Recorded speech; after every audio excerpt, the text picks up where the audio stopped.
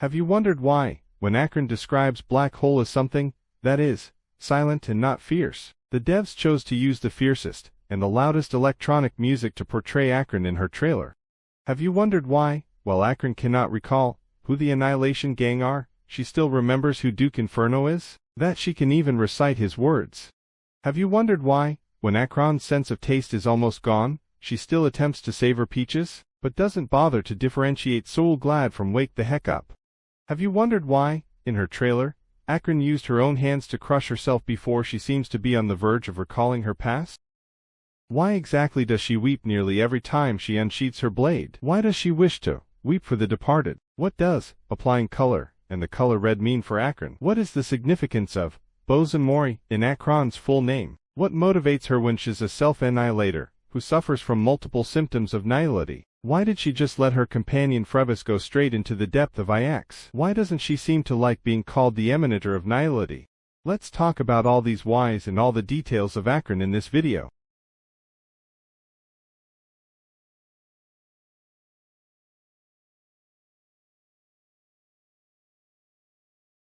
Let's start with Acheron's past. Acheron is from Izumo. Izumo and Takamagahara are dual planets dancing around a pitch-black sun, one of the manifestations of IX the Nihility. One day, monsters known as Kami descended from Takamagahara to slaughter all humans of Izumo. To fight back, Izumo forged 12 sentinels from the remains of Kami, giving the Kami a taste of their own medicine. Out of the wielders of the 12 sentinels, Acheron was implied the wielder of the Sentinel of Thunder, Howl.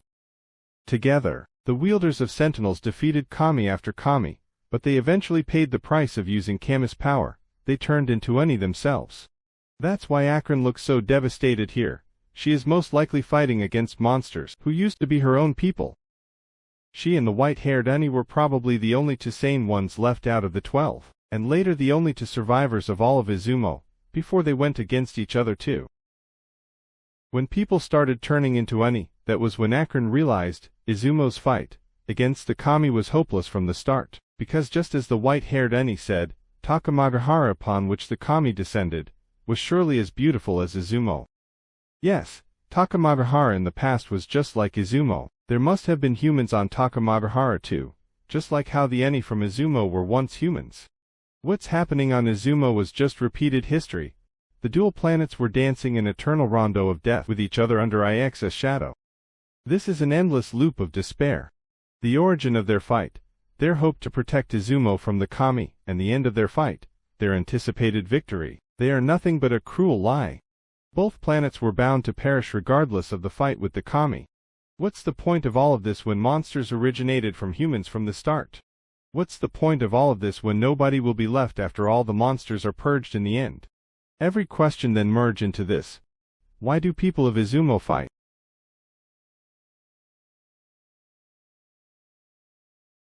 And that's exactly what the white-haired Oni has been asking Acheron.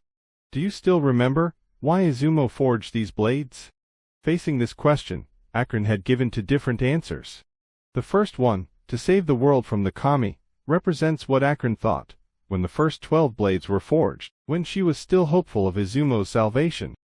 During this time, I guess her mindset was close to someone who walks on the path of the hunt. She believed the Kami was her enemy. The second one, because of a lie, an end that never existed, represents when Acheron realized that the road to salvation never existed. However, despite this, Izumo still chose to reforge the 12 broken sentinels into two, the origin and the end, to let Acheron and the white-haired Oni fight till the very end.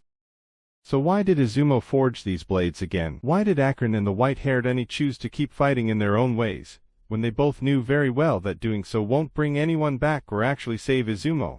Because if people of Izumo were bound to perish from the start, to stop fighting now is to admit that all the fight that happened before were meaningless too. There is no way back but forward. Even if a bird is bound to fall when it attempts to fly, its desire to fly, the path it took when flying, and the feelings it gained during the flight are still meaningful. What destination it actually managed to reach won't change any of this. To act on her determination, and to honor all the fight her people had gone through, Acheron decided to continue what Izumo has been doing despite its pointlessness, forging blades to fight. She forged herself into Izumo's last blade, not after both the origin and the end were broken, carrying on Izumo's hopeless fight to the very end. When Acheron stood in the rain, on the wasteland alone, she embraced Nihility, for her hometown is no more, for she has accepted the fact that the world is fleeting, and everything eventually will fade into nothingness. At the same time, she kept fighting against Nihility, for even though everything turns into nothingness at the end, the process and choices one takes to reach such an ending are still meaningful. As someone who stepped into IX's shadow, but was able to resist it, she gained control over the power of Nihility. Then, she made her choice. With a rebellious slash against the Black Sun, she erased both Izumo and Takamagahara, ending the loop of despair. This is a tragic ending. Nothing is left of the dual planets. Not even the remembrance can find any trace of their history. However, for Acheron, Izumo's existence will forever be meaningful and beautiful. The new sword in her hand is no longer just a weapon for her. It is her memories. It is a part of herself. It is the blood and tears she shed, her determination, and the fleeting trivial moments of everyday life on Izumo imprinted in her heart. It is the proof that Izumo once existed, that she still exists. At the end of the trailer, all of Acheron's anguish and resolution culminated into one line of lament. 我知这世界如露水般短暂，然而 This is a reference to Kobayashi Isa's poem, written after he lost both his children. The first half of the poem is usually interpreted like this. All phenomenon are transitory, like the dew that forthwith dries up and vanishes. To be rational, one should not cling to the fleeting world. Regarding the second half, I've seen two kinds of interpretations. The first one, still, when all is said and done, we cannot stop our human hearts from weeping for all the loss and pain. The trailed off, and yet, is like Kobayashi was so overwhelmed by his sadness that he could not continue his words. The whole poem is a process of trying to be rational, ends up being emotional. I know I have to accept this and be rational, but I just can't. The second interpretation is that the trailed off part is more like Kobayashi was trying to suppress his overflowing emotions, holding himself back from continuing the sad thoughts. So the whole poem is a process of trying to be rational, getting emotional, returning to rational. I know I have to accept this and be rational, but combining both interpretations and looking at Acheron's case, from the simple line we can deeply feel her conflicted emotions. I knew this world was fleeting. And yet.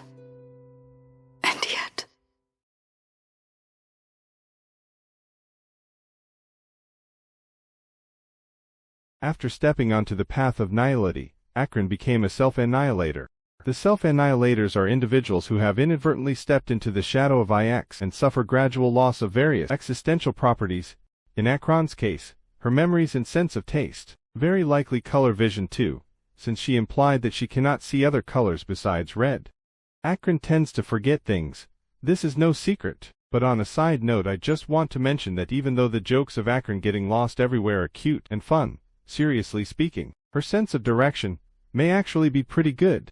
This can be shown from the first time, when Acheron met us in the dream. She had no problem leading us around. Also, after she regained her memories when confronting Sam, she had no problem navigating herself to seek out the Astral Express crew either. Perhaps she doesn't have a bad sense of direction, just bad memories, plus poor color vision that makes it harder for her to tell places apart. These are different. It's really sad if you think about it. You can tell that she really treasures the time she spent with others. According to herself, asking other people up front, "Have we met before?" has become her habit. She clearly doesn't want to lose the connections she may have already created with other people.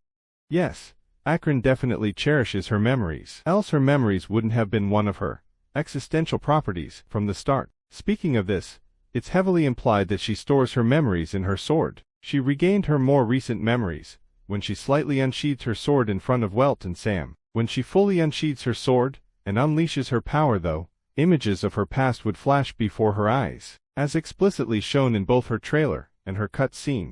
This explains why she always weeps when she fully unsheathes her sword, for every time she does so, she will relive the memories of the moment she cried tears of blood to forge the last blade, of everything on Izumo, and of all the souls that have departed before her eyes. We don't know the specific mechanism of her sword yet, but for why she's doing this, it could be a combination of various reasons. Nihility makes her forget things. Storing her memories in her sword is a way to keep her precious memories from being lost to Nihility forever. Her past is filled with the emptiness of Nihility. Allowing herself to relive her past memories only through the sword helps her focus on the present and not drown in the painful past, or in the sea of Nihility. In Honkai Impact 3rd, a character, Sakura, has a sword with discipline on it. The discipline seals all of Sakura's past memories of swinging that sword inside the sword. Every time Sakura unsheathes that sword with the need to kill again, the discipline will force her to relive all those past memories. It was made to add pressure to Sakura so that she wouldn't unsheath the sword without good reason. Sakura accepts it as a binding that reminds herself of her position. Acheron may have a similar motive. The pressure and pain she needs to face every time she unsheathes her sword helps her restrict herself to use the sword only when it's absolutely necessary, or when she can clearly see who the real enemy is. This is more like a self-imposed principle. Another symptom Acheron obviously has is the loss of sense of taste. This is directly mentioned in 2.2 and by Frebass, Acheron's nameless companion in the past. She has almost lost her sense of taste. We can also confirm this from Acheron's dejected expression when she eats her peaches. It almost seems like she is stubbornly trying to taste more sweetness out of the peaches.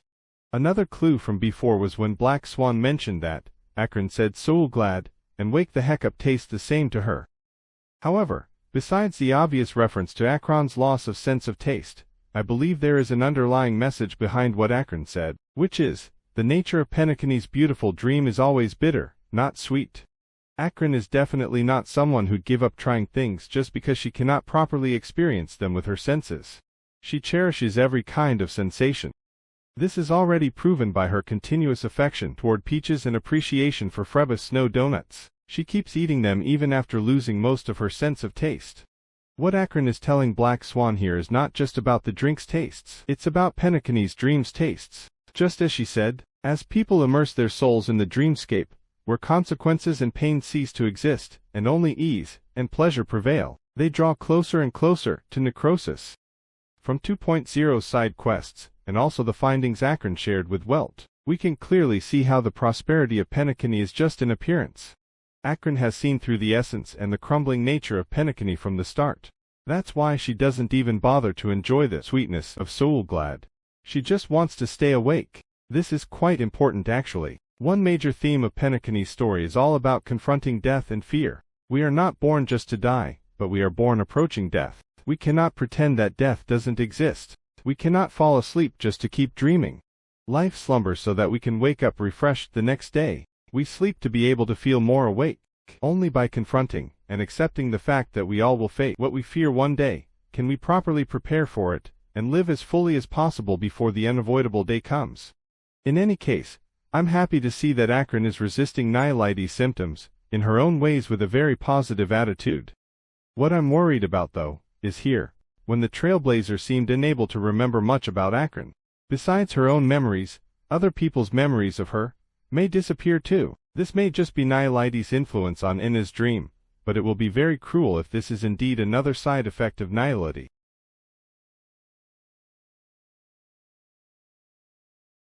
Next is Acheron's color and mostly her trailer, Your Color. Before starting, let's think about this. What makes a person themselves?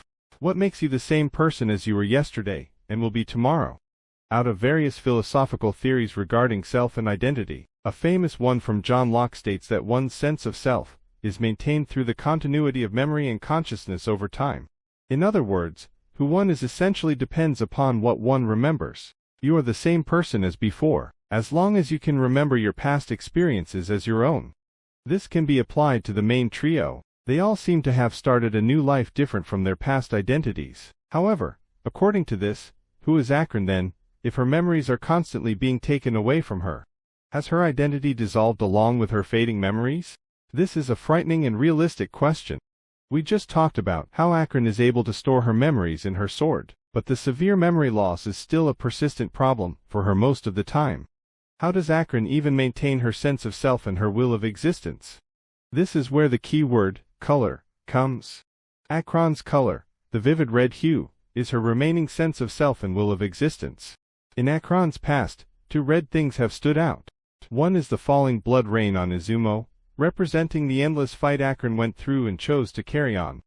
The other is her makeup, representing the trivial moment the girls from Izumo shared with each other. Both are something that leaves strong impressions, and brings intense emotions to Acheron, something that shapes Acheron's essences, the former being Acheron's unwavering belief in the meaningfulness of life and choices even when facing a fruitless end. The latter being Acheron's love for all the fleeting beauty and trivial moments in life, such as a burning fire, a blooming flower, and berries in the wild. Even with her memories gone, these emotions and essences will stay permanent and vibrant within herself. They build up what kind of person Acheron is, as in the past, as in the present, as in the future, regardless of memories, just like how the gentleness and strength in her smile remain unchanged throughout the years, despite all that she has lost and endured. I really love the significance of the resemblance between the two smiles here. After traveling from world to world, she has glimpsed her own essence within the things that stay constant throughout. That's how she is able to apply her own color, or grasp onto her sense of self, even in the monochromatic world of Nihility. After figuring out the symbolism behind Acheron's color, let's talk about what actually happened in her trailer. The trailer started with Robin's makeup advertisement. The moment when the ad phrase, "Apply your color," was played, Sparkle pulled Acheron into an illusion. When fighting against the shadows in the illusion, the familiarity Acheron felt from the ad made her recall fragmented memories of her past, that is, when she was applying her makeup. Then this scene came, after she unsheathed and re-sheathed her sword. Her memories were partially restored, leaving an ambiguous mess in her head. The chaos that followed could be interpreted in two ways. One is, after failing to get anything out of Acheron using the shadows, Sparkle applied a secondary illusion on Acheron, urging Acheron to reveal her past.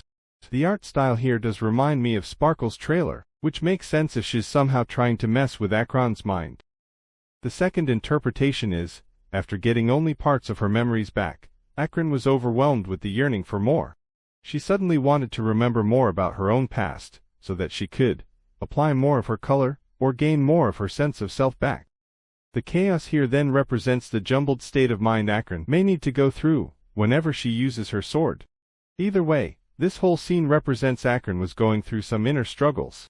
It is not some cool display of her power. In the CN version of the trailer, you can actually hear Acheron gasping during this transition. You can also hear a ringing sound along with the light glow here, which generally signify disorientation.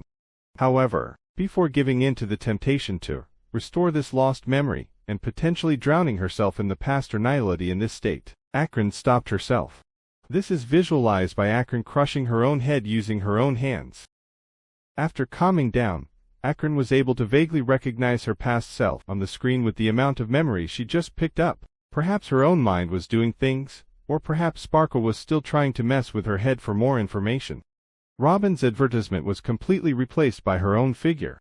The yearning went on. Find yourself in your memories. Go dive into your past. You won't be the same person as you were yesterday, and will be tomorrow if you don't have your past. Only by getting your past back can you find your complete self. Facing this temptation, Acheron firmly gave us her answer, the same way she refused to live in the past when a Doctor of Chaos gave her the Revitalization 310 tincture. All that is past is gone now. I don't need to go back to the past to be my current self. I don't need a beautiful dream to escape from what has already happened to me. Then she unsheathed her sword fully, unleashed her power, and destroyed the illusion. While regaining all of her memories back, she did not linger on them. To Acheron, memories from the past are of course precious, but instead of the past itself, how her past has shaped her into the person she is today is more important. Instead of drowning herself in the unchainable past, there are many things she can try, feel, and appreciate now. She can be herself as long as she can still listen, touch, and ponder. In the end, as another philosopher David Hume claimed, what people call self may just be a bundle of changing perceptions. Like what Acheron told Aventurine, even though there are a lot of things humans cannot change, there are still many roads to walk, many sounds to listen to, and many things to change before they arrive at the end. Just like how some self-annihilators attempted to fight back against Nihility by joining the Doctors of Chaos, vowing to do their best to cure others of Nihility in what little time they have left. Acheron never stops reaching out to save the drowning from the temptations of Nihility either. She did so with Tiernan, with Aventurine, and with countless other souls. On the other hand, she also wants to try breaking the curse of Nihility at its root by ending IX. In any case, Acheron has made peace with her past, and found her motivation to move forward. Some may still ask, how do you tell if she really is at peace with her own past? From this, just like how Aventurine has mixed feelings toward Rain, something that represents his luck, as well as his family's death, in Acheron's earlier days, she must have conflicted feelings toward Rain in general too. It represents the endless battles and emptiness she experienced. But she's able to gladly accept who she is today, and bask in the rain here with a peaceful smile now. She has long been able to retain her own existence without being consumed by her past or nihility. Another significance of Acheron feeling the rain with a smile is that, for Acheron, rain, dew, tears all symbolize fleeting beauty in the world, just like her hometown. She has mentioned multiple lines related to these elements. この世は雨のように過ぎ去り、やがて大地に帰る。母性、暴はやがて降る。Just like tears, eventually disappear in the rain. Declaring the fleetingness of beautiful things in life while taking her time to appreciate them with open arms. No words are needed here. Of all the scenes in this trailer, the way she let go of her umbrella as if she was gently shaking off all the dust from the past, the way she smiled in the rain, the serenity here hit me the most. Out of all the characters we've met so far, Acheron is probably one of those who cherish life and existence the most. The continuation of her life itself is an affirmation of the meaningfulness of the fight she and her people went through. And just like what she told Aventurine, we are not ready to welcome death yet. That's why we want to be prepared, to live well and cherish every moment. It's precisely because of her strong will to embrace life and enjoy every beautiful aspect of the present that she can resist Nihility's effect on her, and walk further on this path than the others. Of course, the "find me" whispered at the end of the trailer implies that Acheron still longs for more colors, and a stronger sense of self. Just because she can retain her existence when so many things are taken away from her, it doesn't mean she never wants these things back. Just like how she admitted that she's afraid of forgetting her companion, this actually makes her character more real and relatable. Like the poem filled with conflicted feelings cited at the end of Acheron's Myriad Celestia trailer, I think this final line here is also a brilliant addition. Overall, the trailer shows us Acheron's emotional transition, from a daze to a yearning, then to determination, serenity, and back to a faint longing. Tells us a lot about Acheron, and it's all delicately done. Before wrapping up this section, I also want to talk about some comments I've stumbled upon regarding Acheron's trailer. They are something similar to these. The trailer doesn't seem to have a melody that leaves a strong impression. It's pretty cool, but it's just typical dubstep. Some other characters' music feel more unique and memorable than Acheron's. I saw these at the time when I've only re-watched this trailer once or twice. I tried to reflect on these comments seriously and objectively, and found myself actually unable to recall much of Acheron's melody at the time. Then I thought about what hoyoverse once said about their music. Their music always centers on empathy. It's not just about how the audience will like it, but how it can express the core emotions they want to convey. So what kind of emotions are expressed in the electronic music here? Consider what Acheron said about black holes. They are silent, like a lone forlorn gaze. Consider Acheron's ultimate. It's totally soundless. Compared to these expressions of nihility, Acheron's music is a complete opposite. It's loud and fierce. Because this trailer is not about nihility. It's about Acheron, who's able to defy nihility. When I listen to the trailer with my eyes closed, the electronic sounds at the end is like Acheron is screaming at the top of her lungs against her fate and nihility. My existence is not meaningless. Izumo's existence is not meaningless. Our fight is not meaningless. I'm still alive. There are still a lot to change. Even though memories of the past are being taken away, the feelings I gained remain. My blade, my body, and my soul will always remember the dazzling beauty I've witnessed and the blood and tears I've shed. I will keep existing. I will keep moving forward. I will be the proof that Izumo and all the fallen heroes existed, and I will make my own choice to create my own life, giving the end that doesn't exist a new meaning. The incoherent melody in the trailer is just like Acheron's fragmented memories and sense of self, but the rebellious roar, the anguish, the fervor, and the yearning for more noise and colors are persistent. If you listen closely, the stuttering in it is like the crimson attack she unleashed is stubbornly tearing itself away from the absorption of a black hole, screaming and declaring its own shattering existence.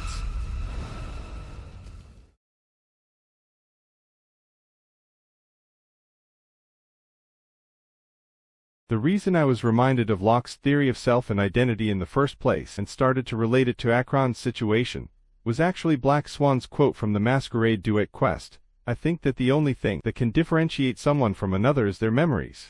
It is basically Black Swan's belief that one's memories define who one is. It's not hard to imagine Black Swan being a supporter of Locke somehow. But think about it, if that is the case, with Acheron's constant memory loss, doesn't that mean Black Swan's ideal is essentially a denial of Acheron's identity and her very existence? Perhaps both yes and no. Since memories can have different forms, her ideal in a larger scope may not necessarily deny Acheron's identity. However, if we look at the first few interactions Black Swan had with Acheron, it is true that Black Swan has been focusing a bit too much on Acheron's past memories instead of her present self. In Black Swan and Acheron's animated short, Black Swan wanted to hunt for Acheron's true self through her past memories. She was basically peeking at Acheron's memories the entire time. When she tapped into the part when Acheron unsheathed her sword, and used the power of Nihility though, as a memetic entity, she ended up nearly getting devoured by the horror and Nihility inside Acheron's hidden memories. The brutal scene in the animated short is a metaphorical depiction of Black Swan's inner state. From Acheron's perspective though, she seemed to really enjoy the dance itself. The scene here is really interesting and artistically done, along with the conflict between the screeching violin and the heavy cello. The tension in the image shows how horrified Black Swan was. All of a sudden, the dance became a nightmare to her. However, if we look at Acheron's movements here, they are still dance moves. Apparently she was simply trying to dance with Black Swan. And even after all of this, she didn't seem to realize what happened to Black Swan. This can be shown in Acheron's dialogue and voice lines. Thinking about all of this makes me feel the dance between them is more than just a dance. It's a clash, as the dev said. And the clash between them wasn't just about hunting and being hunt, but on some level a clash between their current ways of living. In Black Swan's voice line, she said, "The day I became a memetic entity, it was in that moment I grasped that everything is transient, but memories are eternal." On the other hand, Acheron said, "Rather than memories, I'm accustomed to using my emotions to capture what I normally wouldn't otherwise." Black Swan pursues memories that are eternal, but Acheron wants to relish every transient moment. Of course these two lines don't represent everything of them, and there is no right or wrong here, plus they are not mutually exclusive. But this subtle difference essentially made Black Swan unable to accurately judge Acheron's character, until the end of version 2.2. When digging through Acheron's memories, she also focused too much on the Annihilation gang. The other irrelevant parts she set aside are most likely what Acheron truly cherishes. Let's put everything into a chronological order first. In the beginning, when Black Swan learned about Acheron, she only knew that Acheron was a mysterious galaxy ranger who most likely took out the Annihilation gang. After observing Acheron from afar, she became interested in knowing more about her. She refused Sparkle's invitation, saying that she already had a dance partner in mind. Then the dance happened, and Black Swan was totally shaken by Acheron's memories. After that the stories in 2.0 happened. When we walked with Black Swan and met Acheron in the dream, Black Swan was taken aback. She showed reluctance when Acheron asked to join us. In the end, she teleported us away from Acheron and Sam's fight. From the development afterwards in which Black Swan went as far as sneaking into Acheron's room for clues and even stalking her, we can tell that Black Swan still very much wanted to figure Acheron out, but she also became very wary of her. Perhaps she honestly thought that teleporting us away from Acheron was safer for us. Throughout Penacony's story, Black Swan's attitude toward Acheron changed a couple of times. It's very intriguing. She was the first person to actively approach Acheron in a friendlier manner, but ironically, she ended up being the wariest of Acheron at one point. Fortunately, after working together on their plan, Black Swan now sees Acheron in a better light. The key is to simply communicate with Acheron's current self openly, instead of digging into her past in secret. What made me curious about the interactions between Acheron and Black Swan is that, even if Acheron was truly clueless about what Black Swan did during their dance, she at least should be aware of Black Swan's change in attitude toward her, especially given how perceptive she is. She was able to tell who Sam is. She was able to sense the Harmony's brand on Aventurine. She was able to see through the power behind Welt's cane. She was able to tell we have a Stellaron in us. Yet, when Black Swan was visibly shaken, she still described Black Swan as elegant. When Black Swan was obviously on guard with her, she chose to refer to her stalking as helping. Look at how Black Swan dropped her smile here. Even she wasn't sure how to feel about it. It's like Acheron was intentionally ignoring Black Swan's wariness toward her. My guess is, Acheron may not know exactly what Black Swan went through during the dance, but she definitely knew that Black Swan did something. Then something happened, and it affected Black Swan's view of her. Perhaps she did sense Black Swan's power of remembrance when they danced. However, out of politeness and respect for other people's privacy, she chose not to pry, just like how she always knew, but never questioned why there's a Stellaron in us. She trusts her own judgment of Black Swan's character, that she bore no malice when she invited her to dance. On top of that, Acheron must be very used to being treated with caution. That would explain why she wasn't bothered by Black Swan's change in attitude at all. In Black Swan's character story 1, it was mentioned that her mother was afflicted with amnesia.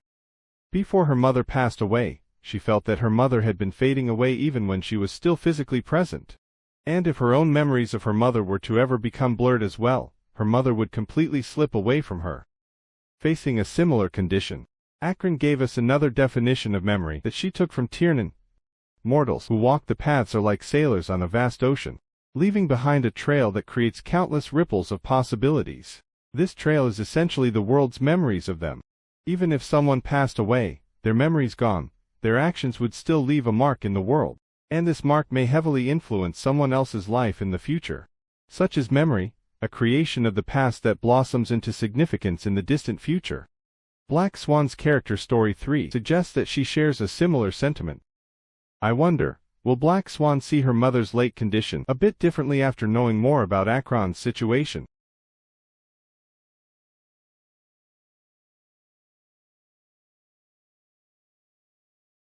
Since we discussed Black Swan, let's talk about the initial reason she started approaching Acheron, the Annihilation Gang. In the story, Acheron was asked about the Annihilation Gang twice. One is during the animated short with Black Swan and one is during the conversation with Welt. The animated short Rondo Across Countless Kalpas was released before the story of 2.1, before Acheron revealed her attitude toward Duke Inferno to us. As a result, in the animated short, it was easy to misinterpret Acheron's lack of memory of the Annihilation Gang as indifference toward those she killed. I'm pretty sure it's intentionally made to mislead players' impression of her. After going through the story, if you come back and listen to Acheron's tone again, you can hear that she really was feeling troubled not being able to recall who the Annihilation Gang are, and she was trying hard to remember. There was no dismissal in her tone at all. 是他们了。 As for why even after drawing her sword, and remembering her encounter with Duke Inferno, Acheron was still unable to recall the name Annihilation Gang, it may be worth mentioning that Duke Inferno never introduced himself as the Annihilation Gang from the start, at least in the scenes shown to us. This is how he introduced himself in the trailer: Ifrit, Duke Inferno of Everflame Mansion. The faction, Annihilation Gang, was never a direct reference to the Everflame Mansion. It is comprised of multiple groups that follow the path of destruction. Jibhella Brotherhood, another group within the Annihilation Gang, was even enemy to the Everflame Mansion. At the end of the day, the Annihilation Gang may just be a label mostly used by outsiders. Compared to this label, Acheron remembered Duke Inferno as who he was, a determined and heroic path strider despite being a villain. Duke Inferno was never a joke to the penacony storyline or to Acheron. His death did not lessen his influences on the other characters in the story. His beliefs are in fact the key themes that tied the story together. In 2.3, before taking off with Sparkle's doll, Firefly shared with us a line Acheron spoke to her back in 2.1, "The so-called impossible is merely something that has yet to happen." This line gave Firefly strength to take away the bomb in hope of a happy ending. It came from Duke Inferno originally, and Acheron actually remembered it. Aside from this line, when Acheron asked us the 3 questions, she also said, "The answer itself doesn't matter. What matters is that you've made a decision." This is relevant to what Duke Inferno told her too. What's important is not the answer, but that it exists. Why did Izumo forge blades? Why do birds fly? Why do we live? Why does life slumber? At some point, the answer itself does not matter anymore. What matters is that you've made your own decision, that your own answer exists, that your choice leaves you no regret.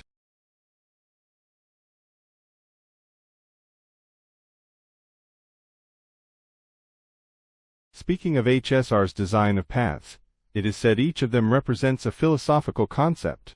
If you think about it, Each path cleverly reflects a certain way humans strive to exist. In other words, every path is a type of faith humans adopt to defy nihility. For example, for people who believe in remembrance, memories are what build up the identities and lives of humans. For people who believe in destruction, a life's ending itself is intense and meaningful. For those who believe in the hunt, the pursuit of justice or revenge is their life's goal. For people who believe in preservation, they live to protect something. In one way or another, all these paths give people a purpose of living. And out of all paths, the nihility denies and negates every other path, for nothing is meaningful. That's why, to say one walks on the path of nihility, it is basically labeling them as the enemy of all the other paths. Even Harmony, who welcomes everyone including criminals, rejects nihility.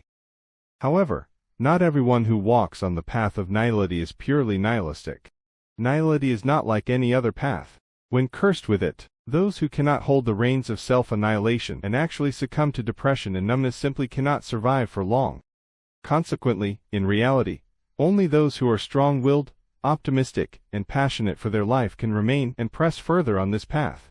Having ventured on this path so far as being considered an emanator of nihility, something that was believed to be non-existent, is in fact a testament to Acheron's extreme positivity rather than negativity. If this sounds contradictory, think about it this way. If someone got a deadly disease where all previous patients died shortly afterwards, but was able to keep living with the disease for decades, would you say this person is weak or strong? I frequently see people portray Acheron as someone who's depressed, detached, self-deprecating, lost, and socially awkward, that she's in need of guidance to build happiness and connections with others. Personally, I couldn't disagree more. It's exactly the opposite. If you pay attention to the interactions between all major characters in penacony, you will find that Acheron is one of the characters who took initiatives to offer to team up and connect with others the most. In fact, only second to Aventurine. In the tense situation where anybody could lie, she asked to team up with the Trailblazer and Black Swan, offered to help Sam, asked to collaborate with the Nameless, went along with Aventurine's plan, and actively sought out Boothill for help. Outside of these, she also took her time, patiently listened to and helped numerous locals in penacony. If you pay more attention to these interactions, you will also find that Acheron is one of the characters who likes to praise and address other people with genuine appreciation the most.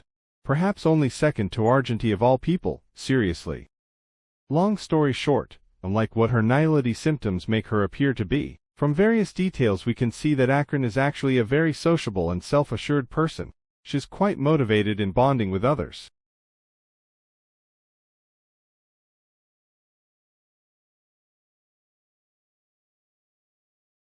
Acheron is also very motivated in fulfilling her promises and goals. In the story, she'd go all the way to become an enemy of the Galaxy Rangers, the family, and the Everflame Mansion to seek a way to enter penacony, just so she'd be able to put a banquet on Summon's tomb. Even Tiernan couldn't help but wonder, just what kind of hardships has she experienced, that she'd easily dismiss her own future, and genuinely regard fighting for other people's future as her life's joy.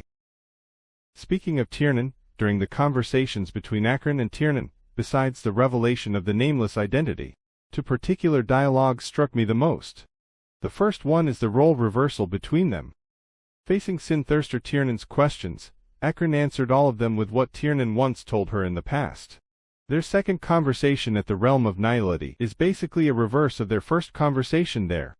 We don't know exactly how much time had passed between the two conversations, but Acheron had memorized Tiernan's every word by heart, and the change in her role shows that she had seriously pondered what Tiernan said and had come to the same conclusion as him. Some things have to be done, even if they are pointless. Right from the very beginning, when we first met Acheron, her persistence in doing pointless things was shown to us. She first told us there was no point in explaining where we were to us, then she still proceeded to explain it. The second dialogue that struck me is when Tiernan asked for Acheron's name. Many players were hit by the name revelation part. Unfortunately, that's not the case for me, because I was randomly spoiled by unwanted leaks. But the part right before the revelation struck me hard. The devs never tried to hide the fact that Acheron is not her real name, so I had been curious why Acheron hasn't been using her real name. Is she trying to hide her true self? Is it because she has forgotten her real name? Is it because her past is meaningless to her now? Does her name bring nothing but despair to her? Is she not proud of who she is? Then Acheron refuted all of these speculations by this sincere confession. No, she has never forgotten her own name. No, her name is not meaningless to her.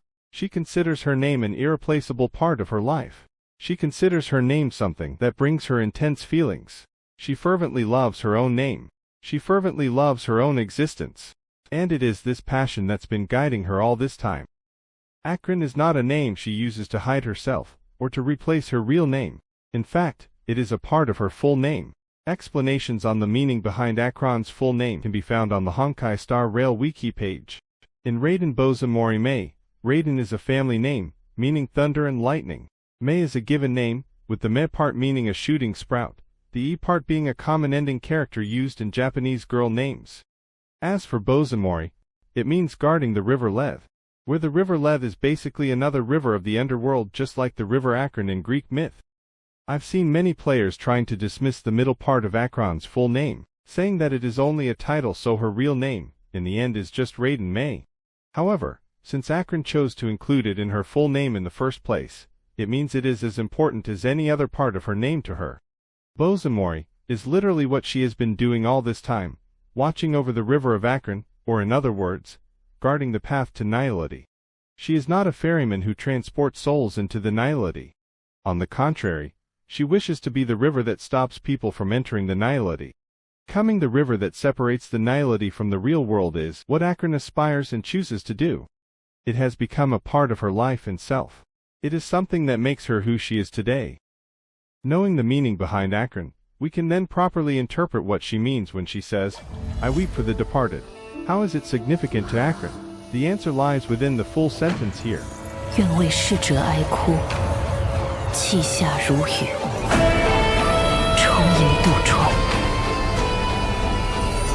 如潮涌至，凌厉归乡.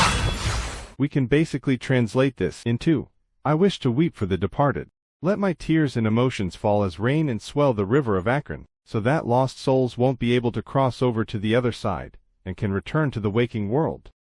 On the other hand, just as raindrops are said to be the tears of the gods, shed in response to the sorrows of the world, their constant pouring is a reminder that the gods haven't abandoned us yet. Acheron's tears are also a reminder that she hasn't forgotten the ones she has watched over and bid farewell to. And as long as she can still weep, it means she can still feel, and therefore she still exists.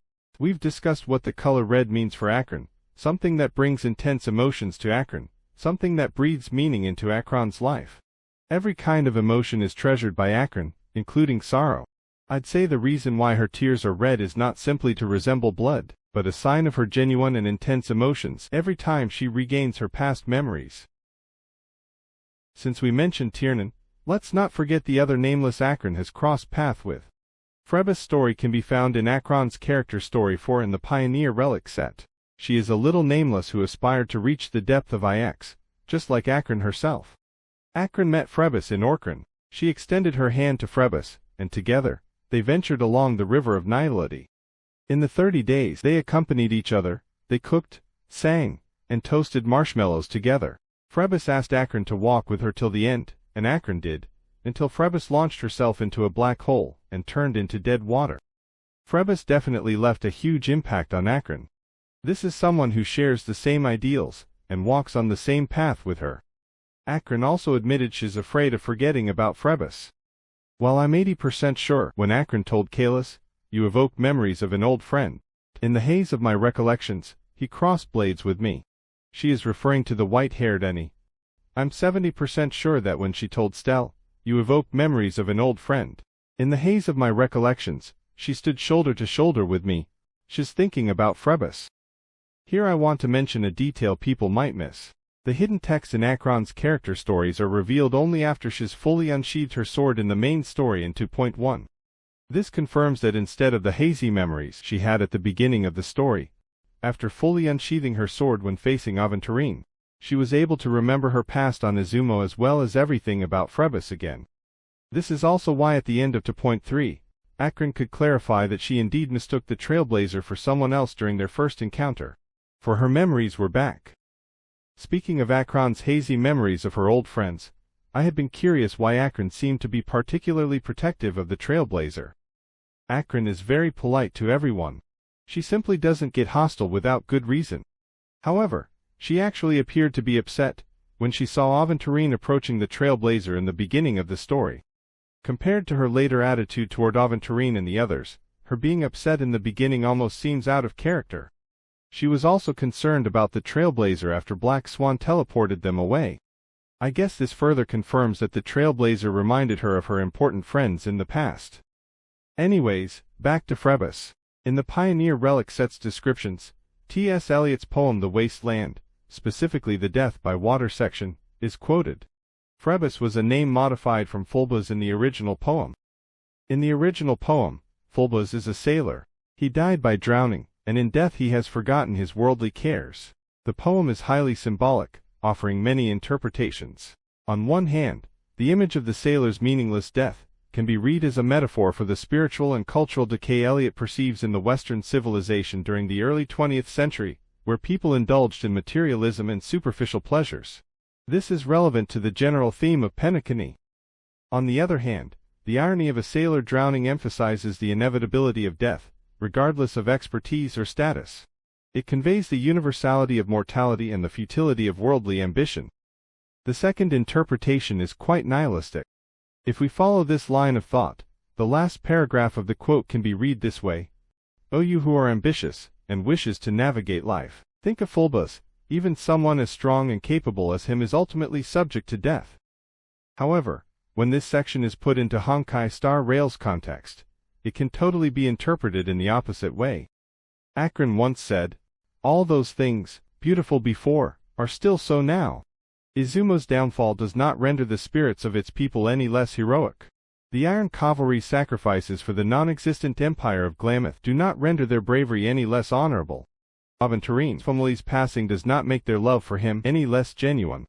Duke Inferno's end does not diminish his influences on other people. One's death does not change the fact that they've lived a beautiful life. Considering how the symbol of wheel and sailor is highly correlated to the concept of the Nameless and the Express, thinking about Acheron's final conversation with us, I prefer interpreting this section as Acheron's blessing to the Nameless, or the ambitious Nameless who wished to navigate life. When facing challenges ahead, think of Frebass. Even if she was subject to death, she was still as beautiful and courageous as you. So set forth on your voyage without hesitation. I think the reason why Acheron never stopped Frebass is that she never saw her as someone who's trying to give up or seek death, but someone who wants to live passionately until her very last moment. She respects Frebass' choice, knowing Frebass doesn't regret it, just like she won't regret hers. And perhaps, similar to how Frebass aspired to explore IX, Acheron also wants to believe that Nihility is not everything to IX, that at the end of it, there must exist the most fervent source of light in the world. Else, how could the Aeon exist in the first place?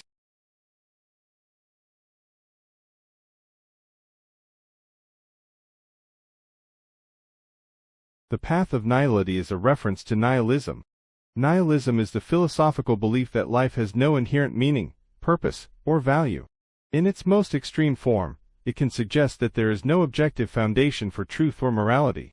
Thus, a nihilist would conclude, everything is utterly pointless and meaningless.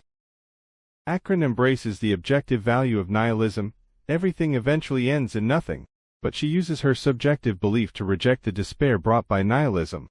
Since everything ends with nothingness, and death is unavoidable, one should face up to this objective truth and ask themselves, if the end results of what I want to accomplish would one day turn out to be nothing, what will be left of my life that's important to me? Acheron already found her answer. The process of her journey, all of the choices she made during the process, and all of the fleeting moments she spent at present are important to her. Therefore, even though the ending she walks toward may just be a lie, and she may not get anything out of the depth of nihility, her existence is still meaningful to herself. Instead of a pure nihilist, Acheron is a mix of an existentialist and an absurdist. Existentialism and absurdism are extensions, or responses, to nihilism. They both begin by acknowledging the core insight of nihilism, that life has no inherent meaning, purpose, or value. Existentialism then argues that precisely because of this, individuals should create their own meaning through choices and commitments. Alternatively, absurdism argues that despite the meaninglessness, we can still move on to embrace the act of living itself. It is important to recognize that neither existentialism nor absurdism is a complete denial of nihilism. Existentialism is sometimes called optimistic nihilism too. Both philosophies accept the nihilistic insights about the lack of intrinsic value of life. However, while nihilism stops here, leaving people in a void, existentialism emphasizes personal responsibility and freedom to create meaning, proposing a path toward self-created purpose. Absurdism, on the other hand, points out that by accepting the absurd conflict between humans' innate desire for meaning and the impossibility of finding it, people can still find fulfillment in the struggle itself and enjoy the beauty of life. That is, we can still enjoy the process of an act despite its futile outcome. We can look at a simple example to somehow illustrate the difference between these concepts. Making a character breakdown video for Acheron is a decision I made. If I'm more nihilistic, I may say making this video is useless, since nobody is going to watch it anyways, and even if some people do watch it, it will be forgotten eventually. This video will become nothing in the end. There's no point making it. However, if after I embrace nihilism, that is to admit that this video is pointless in the end, but go further into existentialism and absurdism, I will say even if it turns out that nobody cares about this video, and the video means nothing to the world, making this video is still meaningful to me, because I experienced joy and many valuable emotions making it. I also tried my best in this process. The creation, or the existence of the video itself makes everything worth it.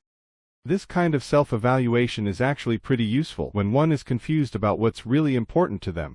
When in doubt about a choice you need to make, just ask yourself, is this something that I'm still willing to do even if it most likely won't end up with the results I'm hoping for? I think that's what Acheron has been doing at some level. She knows exactly what's important to her, so she appears aloof to a lot of the things ordinary people may find troublesome.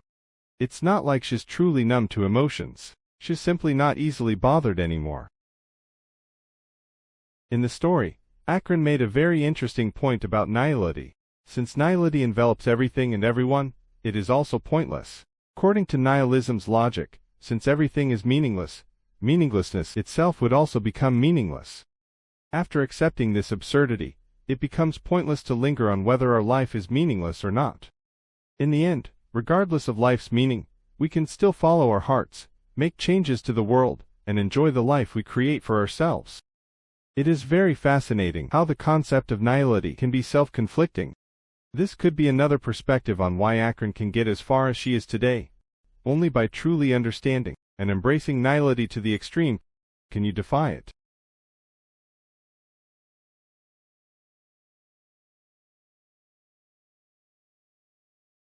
The devs of the Honkai series have said that Honkai Star Rail is a part of the Honkai universe. In this universe, there are different worlds, and you can find alternative versions of the same characters in them. These character variants represent different possibilities in the universe. Acheron and Raiden May from Honkai Impact 3 are such variants. They are alike yet different at the same time. Their destinies follow similar paths, yet they are different individuals with different experiences. They are not the same person, but still, there will be something that remains unchanged between them. For those who are interested in their shared characteristics, defying nihilism has been a major theme in the Honkai series, and Raiden May is pretty much a representative character for this. When being asked out of all the enemies May has faced, which one is the most memorable, I believe this one will be a popular vote among Honkai Impact 3 players, Husk, Nihilus. This is one of the toughest boss fights May has experienced in the story. It was also a nightmare for lots of players. The fight happened when May was at her lowest, and it represents the beginning of May's transformation and journey of growth. Looking back at its name, Nihilus, it is actually highly symbolic. After May stepped onto her new path, and went through multiple trials by the 13 flame chasers, she learned how to face up to despair, and found the same answers Acheron gave Aventurine and the Trailblazer. たとえすでに決まっている結末が見えたとしても、その過程は変えられるんでしょ？あなたにとって結果はさほど大事ではないの？きっと変えられると信じてるから。変えられないとしても、私はその結果にたどり着くまでの過程を自分で決める。変えられない結末はあまりにも多い。でもそれ以前に私にできることだって少なくはない。そうした結末は全く違う意味を持つはずだから。なんだかずーっとさよならって言ってる気がするわね。多分今回も最後じゃないはず。でもね、悲劇は終わりではなく希望の始まり。そうでしょう。たとえ未来を変えられなくても、私はその結果にたどり着くまでの過程を自分で決めたい。大事なのはこの旅の中で私が何を信じたいと思ったかなの。それ次第でゴールに着いた時に私が何を得られるかが決まる。その結末も全然違う意味を持つはずよ。今この瞬間のように私たちが作った記憶は消えない。私たちが残した感情も消えない。それらは私の体に消せない痕跡として残り、未来までずっと語り継がれていく。私はあなたたちが存在した証になる。あなたたちが永遠に存在する証になるから。これは人類だけができること。物語の最もすごいところでもある。Ultimately, just like Acheron herself said, we should treat the two Raiden Mies as different individuals.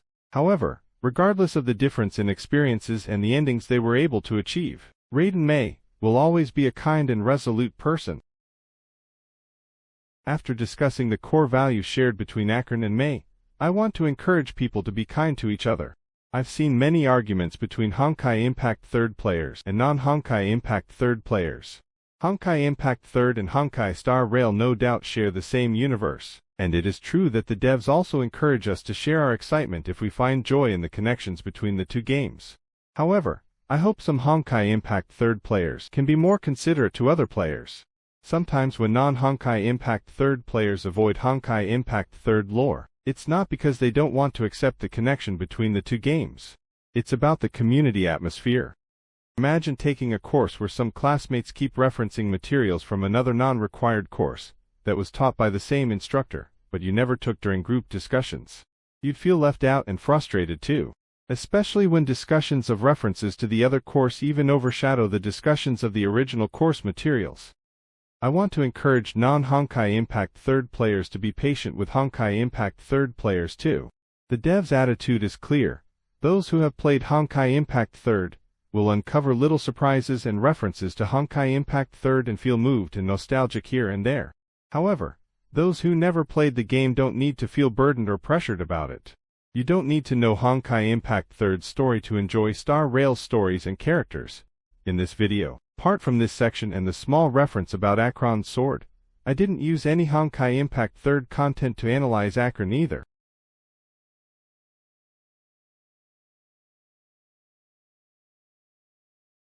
Originally I was only going to talk about the content up to version 2.3 in this video.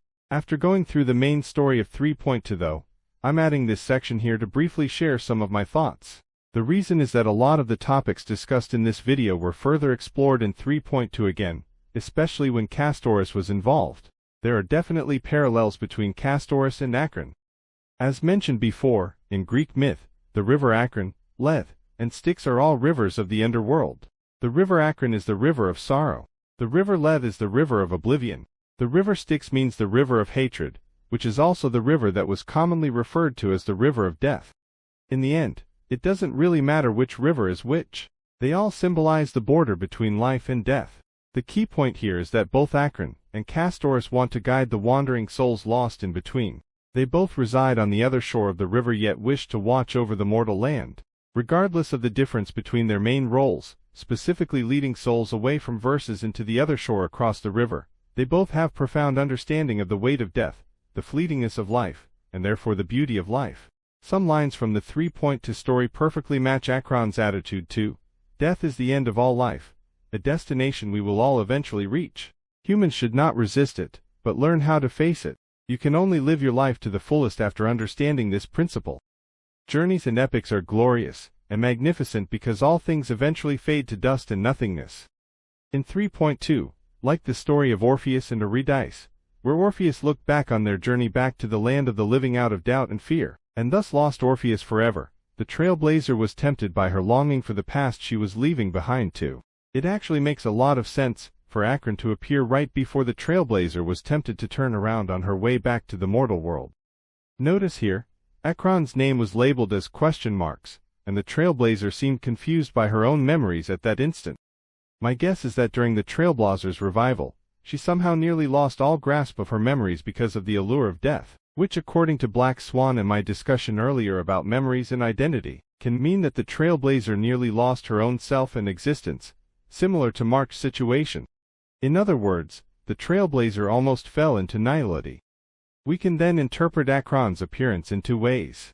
One is, the Acheron here is only an image or illusion created by the trailblazer's subconscious, just like all the other images we saw on our way here. When the trailblazer almost succumbed to the temptation of death, she snuffed it out subconsciously, because Acheron's words from before were imprinted on her heart, even if she was unable to recall the origin of those words at that moment. The other interpretation is, since the trailblazer almost fell into Nihility, as the guardian of the path into Nihility, naturally Acheron will appear and help guide the trailblazer away from it. Personally, I'm more inclined toward the second interpretation, because even Castorice mentioned that your soul is still perfectly whole, as if some kind of force is trying its best to keep it together. Is it a miracle of your own? Perhaps it is the laws from beyond the sky. The miracle may well be the result of the combined efforts of Acheron and Mem. Specifically, Acheron cut off the connection between the trailblazer and the Nihility, and Mem pieced the trailblazer's memories together and gave them back to the trailblazer. Overall, I really like how the 3-point story explored so many themes, including the meaning of death, the meaning of memory, and the importance of looking forward, and ultimately tied them back to Acheron at the same time.